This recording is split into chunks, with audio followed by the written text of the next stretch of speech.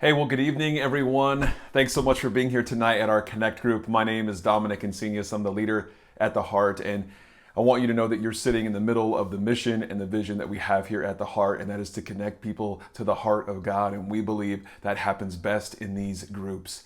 Sunday mornings are a great time. We're able to hear a message and maybe reflect from that message on our life and what that means for us. But it's in these groups that we're able to really talk through those reflections, talk through those thoughts, those feelings that come up from a message, and be able to explore that together as a community.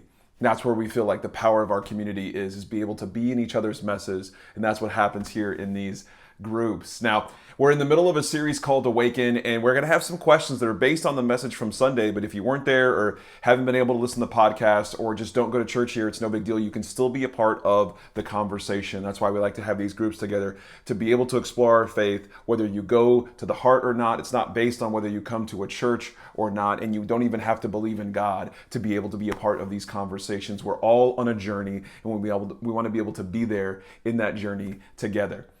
Now, this series that we're in, Awaken, we just finished week 3 called What Needs to Die. So we had this idea that we were exploring of what needs to die in our life in order to make room for new life. And we're going to have a couple scriptures here. I'll put them on the screen for you. We looked in the book of John and in the book of Philippians, the letter to the Philippians. And so I want you to be able to look at those scriptures. You can look at them now or before the questions, whatever you guys want to do. But I'll have the scriptures up there, the verses that we went through in the different books of the Bible. And so for our first question tonight, what I want to kind of use to start the process of digging into this is I want you to think about a dream that you have had in the past.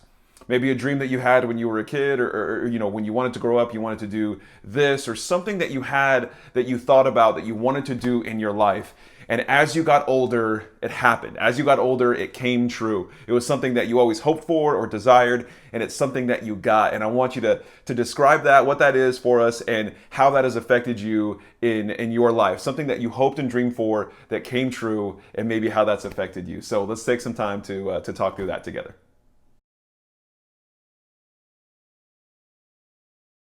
All right, now for this next question, I want to kind of look at the other side of that, and I want you to describe a dream, or maybe a dream or a relationship that you have had in your life, a relationship in the past, or something that has happened, something that you wanted or desired, a dream in the past that ended up being bad for you, ended up being not a good thing.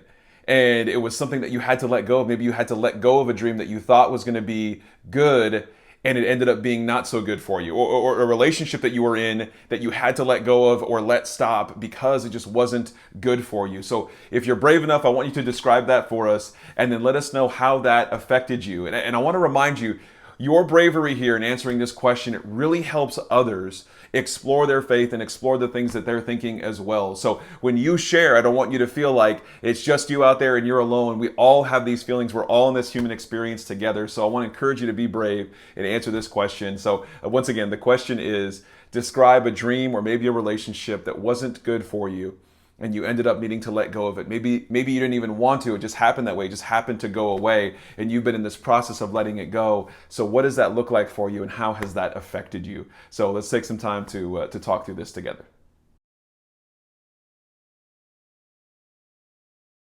All right, now for this question, we've kind of looked at the past, and right now I want you to be thinking about now in your life. I want you to read the verses in Philippians, what the author, his name is Paul, what he had to say there in Philippians. And I want you to be thinking about, like the author, what do you need to leave in the past? What is going on now that you need to let go of, leave in the past so you can step into the possibility of your future? What do you need to let go of so you can step into the possibility of what could be? Maybe that's a habit or a relationship or a dream, something in your finances, something at your job, whatever it is. What can you explore right now that is going on in your life that you need to let go of to step into your future? So let's take a few minutes to talk through that.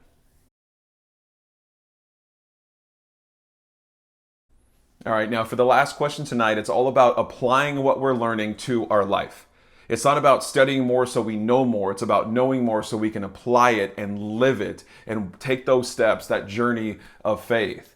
So this is directly connected to the last question, something in our life that we need to let go of, something in our life that we need to move forward from.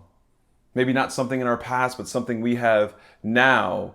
So I want to know what steps you're going to take this week, and connected to what is something you need to let go of, whether it's that dream or a job or a relationship or a habit or this feeling of contentment, or you're always looking for comfort, or the negative self-talk that you have. What is going on in your life that you need to let go of? And I want to know this week, what specific step, or maybe a few steps, what specific steps are you going to take this week to allow yourself to let go and make room for possibility, to allow yourself to let go and make room for more life. There in John, we had Jesus kind of talking through what it meant for a single grain of wheat to die. And when that single grain of wheat dies, it makes room for so much more life. So what steps will you take to let what needs to die in your life die, so that you can make room for new life? When we honestly search for what needs to die in our life, that is the birth of our awakening. So what steps will you take this week